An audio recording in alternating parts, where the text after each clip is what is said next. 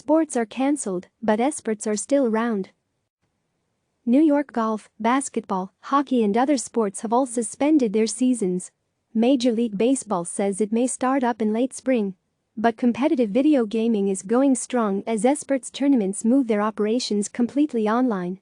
Some companies, including the Electronic Sports League, Riot Games and Activision Blizzard, ATVI, resumed their competitions online after pulling events in the US, Europe and Asia, with a brief hiatus or no delay. It's pretty incredible that both Overwatch League and Call of Duty League will be the only city-based league still fortunate enough to operate in this current environment, Pete Vlastelica, president and CEO of Activision Blizzard Esports, said in a statement to CNN Business. "I miss traditional sports, like we all do. At the same time I'm proud our leagues can compete online," he said, noting that Call of Duty League is still delayed but will be back online soon. Activision did not comment on the delay. Esports experienced a 37% increase in the average number of viewers per tournament last quarter, compared to the same period last year, according to Stream Hatchet, a video game analytics company. As the esports industry draws more viewership online, it's also attracting new interest in a world where traditional sports are on pause.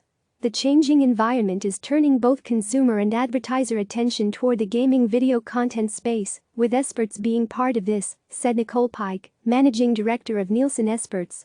Pro athletes are spending more time playing and streaming video games, and the U.S. Navy recently launched an esports team called Goats and Glory.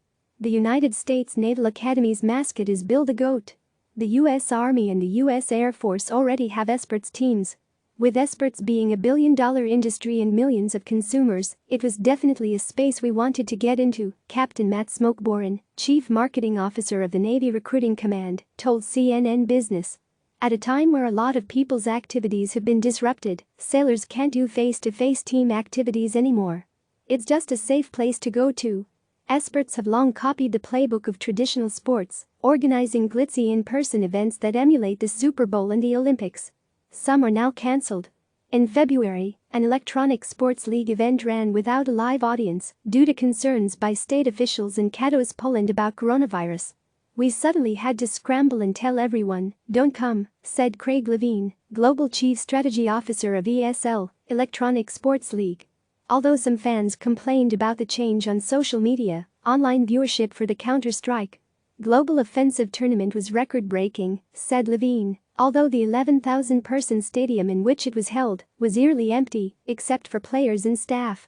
Riot Games, creator of League of Legends, announced last November that it would host its annual World Championship in Shanghai, China, but that plan is now in doubt. The annual event typically falls in November. It might mean doing without a live audience or becoming an online-only event. "We're scenario planning around all our options," said Riot Games head of partnerships Naz Alataha. "For now, Riot's advertisers are understanding," she said. The video game company currently has deals with Mercedes-Benz in China, Louis Vuitton, MasterCard, State Farm and others. When an esports event goes fully online, it creates disruption for gaming companies and their participants. There are fewer gigs for the freelancers who normally work those events. And instead of having a referee on site, players must be monitored from their homes to guarantee none cheat. Companies increasingly require players to install tracking software and cameras in their homes. Players may also face different internet speeds from their home countries when they compete in a global event. ESL's Levine said that for now, regional events are being held to prevent this issue. It's unclear whether companies can recoup losses from cancelled in-person events with increased viewership into ad and partnership revenue.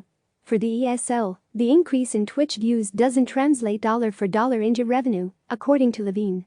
And the company bore a significant loss when it had to refund tickets for its Polish event. "We're not able to directly benefit from increased viewership of online-only games. But we've been around for 20 years, and we're big believers," said Levine, who noted that such events cost much less to run than physical ones. "We'll be surviving and thriving." Click subscribe to receive the latest news.